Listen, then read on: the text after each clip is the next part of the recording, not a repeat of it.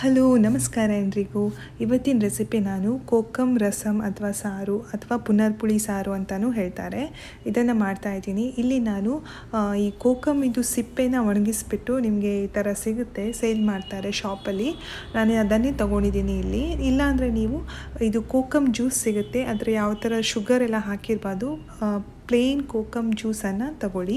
ಇದನ್ನು ನಾನು ರಾತ್ರಿಯೇ ಒಂದು 10ರಿಂದ 12 ಸಿಪ್ಪೆನ ನೀರಲ್ಲಿ ಹಾಕಿ ನೆನೆಯೋಕ್ಕಿಟ್ಟಿದ್ದೆ.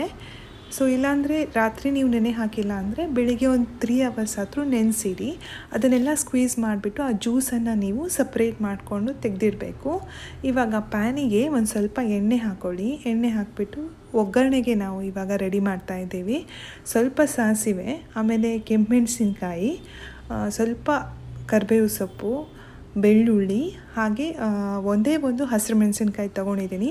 ನಿಮಗೆ ಖಾರ ಜಾಸ್ತಿ ಬೇಕಿದ್ದರೆ ಜಾಸ್ತಿ ಮೆಣಸನ್ನು ಯೂಸ್ ಮಾಡ್ಕೊಳ್ಳಿ. ನಾನಿಲ್ಲಿ ಪೆಪ್ಪರನ್ನು ಯೂಸ್ ಮಾಡ್ತಾಯಿದ್ದೀನಿ, ಹಾಗಾಗಿ ಒಂದೇ ಒಂದು ಹಸಿರು ಮೆಣಸಿನ್ಕಾಯಿ ತೊಗೊಂಡಿದ್ದೀನಿ. ಇದೆಲ್ಲ ಚೆನ್ನಾಗಿ ನೀವು ಫ್ರೈ ಮಾಡಿಕೊಡ್ಬೇಕು. ನೀವು ಒಗ್ಗರಣೆ ಯಾವ ಥರ ಕೊಡ್ತೀರಿ ಅದೇ ಥರ ಫಸ್ಟಿಗೆ ಒಗ್ಗರಣೆನ ರೆಡಿ ಮಾಡ್ಕೊಳ್ಳಿ.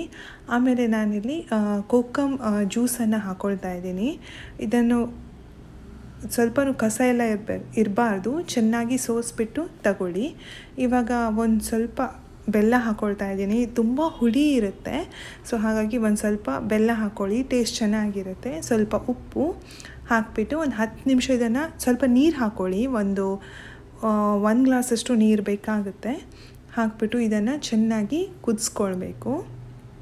ಇದು ಪಿತ್ತಕ್ಕಂತೂ ತುಂಬ ಒಳ್ಳೆಯದು. ನೀವು ಯಾವಾಗಾದರೂ ಪಿತ್ತ ಥರ ಆಗಿದ್ದರೆ, ವಾಂತಿ ಎಲ್ಲ ಬರ್ತಾಯಿದ್ರೆ ಆ ಟೈಮಲ್ಲಿ ಈ ಥರ ರಸಮ್ ಮಾಡಿ ಕುಡೀರಿ, ಅಥವಾ ಅನ್ನಕ್ಕೂ ಬಳಸ್ಬೋದು. ಇಲ್ಲಿ ನಾನು ಒಂದು 1/4 ಕಪ್ಪಷ್ಟು ತೆಂಗಿನಕಾಯಿ ಹಾಲು ಹಾಕ್ತಾಯಿದ್ದೀನಿ.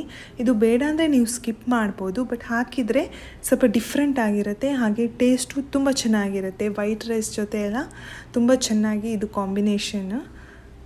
ಇವಾಗ ಸ್ವಲ್ಪ ಕೊತ್ತಂಬರಿ ಸೊಪ್ಪು ಹಾಕಿಬಿಟ್ಟು ಇನ್ನೂ ಒಂದು 5 ನಿಮಿಷ ಇದನ್ನು ಚೆನ್ನಾಗಿ ಕುದಿಸ್ಕೊಳ್ಳಿ. ಒಂದು 1/4 ಟೀ ಸ್ಪೂನಷ್ಟು ಕಾಳು ಮೆಣಸಿನ ಪೌಡ್ರನ್ನು ಹಾಕ್ಕೊಳ್ತಾ ಇದ್ದೀನಿ. ಇವಾಗ ಒಂದು 5 ನಿಮಿಷ ಚೆನ್ನಾಗಿ ಇದನ್ನು ಬಾಯ್ಲ್ ಮಾಡ್ಕೊಳ್ಳಿ. ಇದು ಚೆನ್ನಾಗಿ ಕುದ್ದ ಮೇಲೆ ನಮ್ಮ ರಸಮ್ ರೆಡಿ ಆಗುತ್ತೆ. ಸೊ ಇದನ್ನು ಸರ್ವ್ ಮಾಡುವ. ಬಿಸಿ ಬಿಸಿ ಅನ್ನದ ಜೊತೆಗೆ ಈ ಸಾರು ಹಾಕಿಬಿಟ್ಟು ಅಥವಾ ರಸಮ್, ಇದನ್ನು ಏನು ಬೇಕಾದ್ರೂ ಹೇಳ್ಬೋದು ನೀವು, ಹಾಕಿಬಿಟ್ಟು ಊಟ ಮಾಡಿದ್ರಂತೂ ತುಂಬಾ ಚೆನ್ನಾಗಿರುತ್ತೆ. ಹಾಗೆ ಆರೋಗ್ಯಕ್ಕೂ ತುಂಬಾ ಒಳ್ಳೆಯದು. ಮಕ್ಕಳಿಗೂ ಕೊಡ್ಬೋದು, ಹಾಗೆ ದೊಡ್ಡವರು ಇದನ್ನು ತಗೋಬೋದು.